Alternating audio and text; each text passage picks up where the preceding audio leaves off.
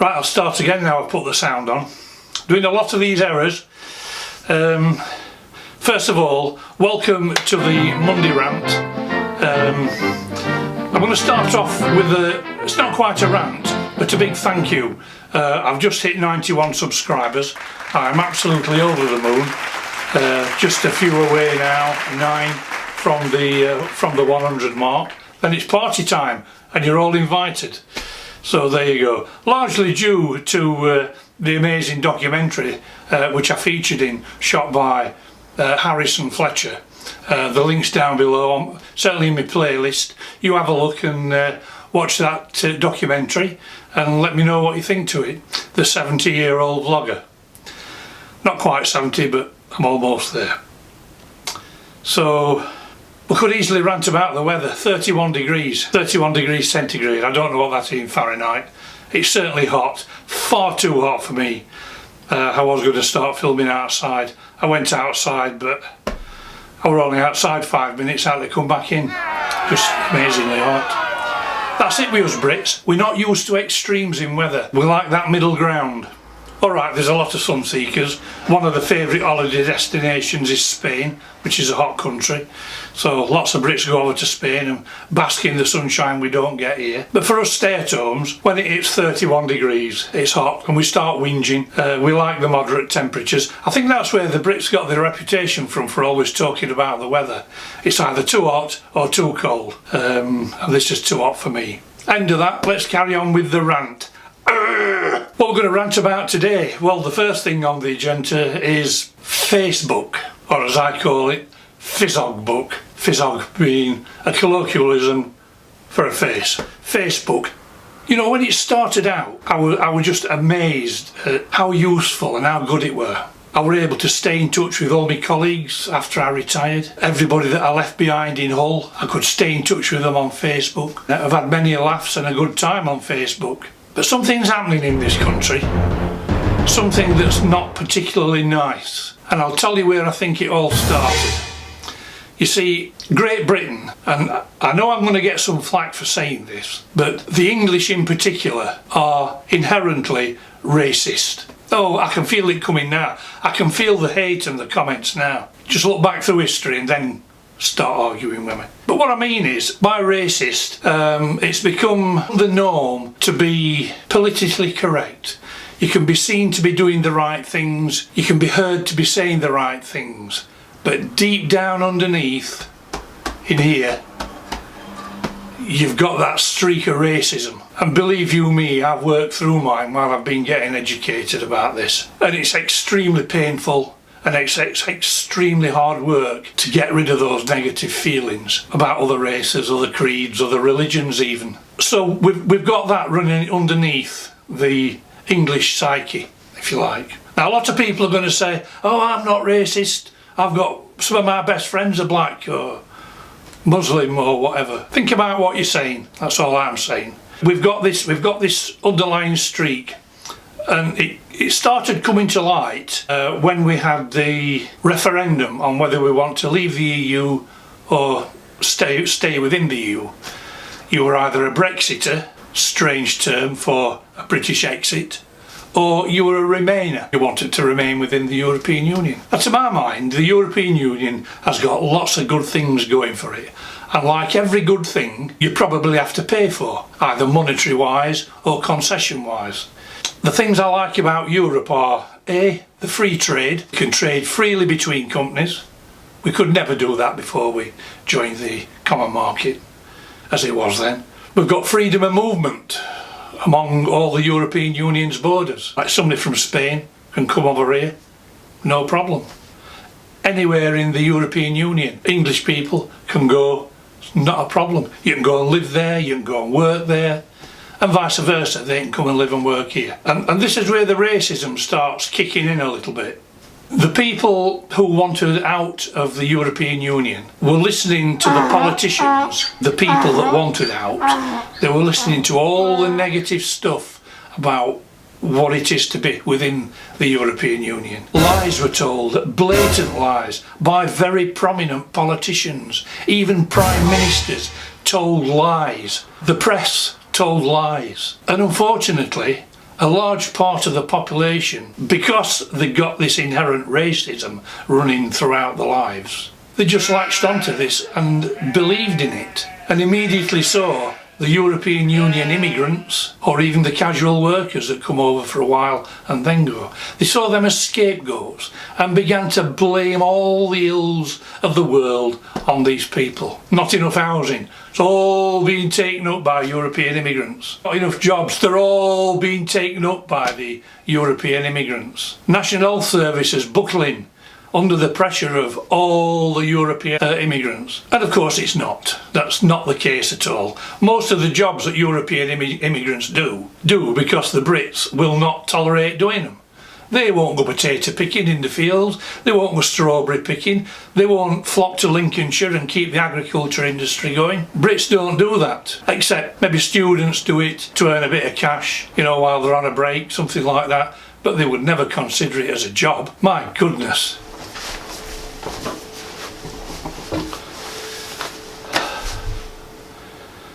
See, I'm already ranting that much, I forgot to put my sunglasses on. The Brits just don't want to do these jobs, so that's a non-starter. They say that refugees that come over here, illegal immigrants in particular, just come over here to claim benefits. Hello people, illegal immigrants cannot claim benefits. They do not get 1 penny. Get that through your thick skulls. So you can't blame illegal immigrants for that. Nobody wants illegal immigrants. If they want to come here, they can come here through proper channels. And if they are caught, send them back to where they come from. Let them try again through the proper channels. There's also a lot of controversy about the difference between asylum seekers and refugees and economic migrants. If they come in here for economic reasons, i.e. they can get better paid jobs here, they need to be vetted and screened to make sure that if they are going to come here, they can get a job. Otherwise they're going to be heading for trouble. I can still feel all the hate coming back to me. I really can. But it's my rant and I'm getting this off my chest. And I'm not straying too far from Facebook, I'm just explaining what's happening. So we got this Brexiters and Remainers. Both sides were fed lies on what would happen if we left, what would happen if we stayed. So both sides are as guilty as each other. And I've seen some of my best friends really spewing out vitriolic race hate because they want control of the borders, keep everybody out, stop them getting benefits, stop them getting council houses. There's not many council houses left now in this country. And it's caused a huge divide. It is proper hatred that's been spewed out on Facebook. That was the first sign, which was the Brexit or Remain referendum. It really divided the country. And what a lot of Brexiters cannot get their heads round, most people that voted to Remain lost the referendum, and we accept that. Get on with it. I don't like it. I think it's a terribly bad decision made by people who were ill-informed. The right wing latched onto it and exacerbated it, all the feelings of hatred and we'll be better off without them, taking control of us borders, taking control, regaining our sovereignty. We've never lost any bloody sovereignty. We've gained something. We've gained the Court of Human Rights. And if you start taking human rights away from people, then you're back in 1939.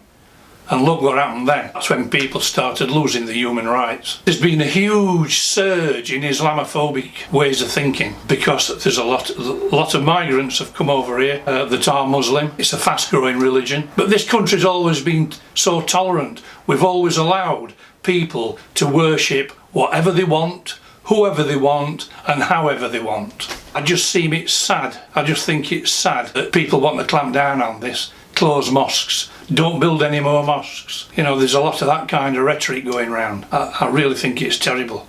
And I've lost quite a few friends because they're so racist. I cannot deal talking to them. I really can't. They're xenophobic, racist, homophobic, Islamophobic. You know, I've got some pretty, or I had some pretty damn right-wing friends, and I'm struggling to not reply to the stuff on Facebook. I really am. Several times these last few weeks I've bitten the bullet and said no, I'm not going to jump in and stick my penny in. If they want to do it, if they want to be racist and spout all this, for want of a better word, crap, then let them get on with it. I'm finding it increasingly difficult not to say, whoa, hang on a minute, we don't want this. Why can't we get on together? It's just not happening. It's just not happening. And this is all since the Brexit vote. This battle is still going on. And a throwback from that is the Labour Party's leader, Jeremy Corbyn. My God, he's a socialist, a Marxist, right? He's a left-winger. What else would he be if he were in Labour Party? You've got to be a bit left-wing to join Labour Party. Excuse me sweating, like I keep saying, it's so hot. And I've got these lights on now. My goodness, they're hot as well. I can't have a fan on because all you can hear, I tried it earlier, all you can hear is the humming of the fan. It virtually drowns the microphone out. So anyway, back to where we were. Jeremy Corbyn, left-wing leader. I've never seen so much hatred spouted about a politician who, incidentally, I share all his values with. I've never seen a politician since Thatcher that's generated as much hatred and nastiness and vitriol as what Jeremy Corbyn has done amongst the right wingers, mainly the Brexiters. They are getting a bit like Americans, I tell you. They're terrified of anything slightly to the left of Attila the Hun. It's really, really, really bad.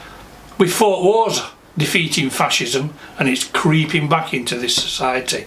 It's no good saying I'm not a fascist if you think like that. Look at what the definition of a fascist is. Right, I'm not going to bore you with the details. You'll find out yourself, because if you take the trouble to find out yourself how this country's drifting towards fascism, some of it might stick up here, and you might learn a little bit. So if you've made the effort, some might stick. And it's just, this is yet another divide between the left and the right. So we've got Brexit and Remain, which has caused a huge division. We've got the left and the right with Labour and Tory, and with this election, I mean, the right wing, nobody actually won the election, but the Tories managed to get more seats than Labour. Only just, not enough to form a majority government. So they're going into a pact with the DUP. My God, that's another story, to get that majority. So, come on, you know, accept the fact that the Tories have won, Labour failed, although in my book it was a moral victory, and Jeremy Corbyn pulled the Labour Party back from the brink of self-destruction, made it come good. So, like I said, two divides, Brexit, Remain, we've got the left and the right, and then, to top it all, we've got the great, ever-present class divide. And of course, we all know what the class divide is. Most people think you're either working class, middle class, aristocracy. I consider anybody that has to work for a living is in the working class. They're getting by selling the labour. It's a traditional Marxist view, I know, but even people like doctors, lawyers, consultants, you know, they've got to work to earn the money, so they're working class. I suppose there is a kind of a weak argument for the development of a middle class, whereby you're working class but well off. And of course, once you get to that stage, you don't consider yourself working class. So you lose your values, you lose your roots. A lot of people just simply forget where they come from.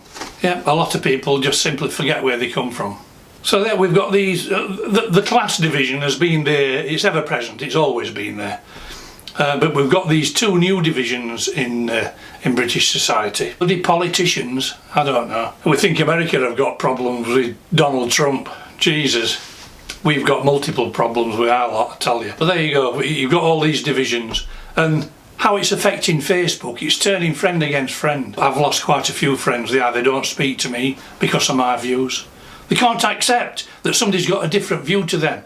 They've got to nibble away, peck away at it, day after day, peck, peck, peck. And it's like somebody pecking at your head 24 hours a day. Eventually, it'll start to hurt and you'll want it to stop. One of the ways that I'm considering stopping it is actually binning Facebook, getting rid of it and not bothering with it anymore. I don't know. I might keep my account open and just leave it, maybe wander back to it in a couple of months or a year's time, see what's happening. I can't see much of it changing. I've complained about posts that have been put on there that have been blatantly racist and hate mongering, and I've had a notice back from Facebook. Well, I'm sorry, but it complies with our regulations. Change your bloody regulations, Facebook, because you're not doing your job. It really does get me angry, that. I'm getting red in the face again, I know. I don't know how long I've been going on about this, but it's going to be time to stop, I think. I haven't got the energy to fill it up with 3 rants. I don't know. I think the next rant is going to be quite controversial. It's going to feature little men in bowler hats with an orange sash marching through places like Londonderry, and now politically that is a very, very hot potato. And the Tories with this DUP lot, that just might be a concession that they'll have to give in order to stay on to power. So there you go. Thanks for listening. I hope you've enjoyed it. I hope I haven't bored you with it, certainly. I've not bored myself, I've just gone on and on. But that's what ranting does for you. You go on and on. I've quoted no facts from either side. This is a rant about how I feel, not about the truths and the lies and the myths and where the information's come from. So you can make of it what you think. If you've enjoyed listening to it, give me a thumbs up, please. Give me a like and subscribe as well. I'd just love to get to that 100 subscriptions this week. Party time. I'll crack a bottle of Jameson's on my next vlog if I get to 100. So that's when I might start ranting and waffling. So, and don't forget, if you do subscribe, folks, ring the bell so that you'll be informed on future posts. So thank you for listening and watching. I'll catch you on Wednesday when it's Walk a Mile in My Shoes number 3. Bye for now.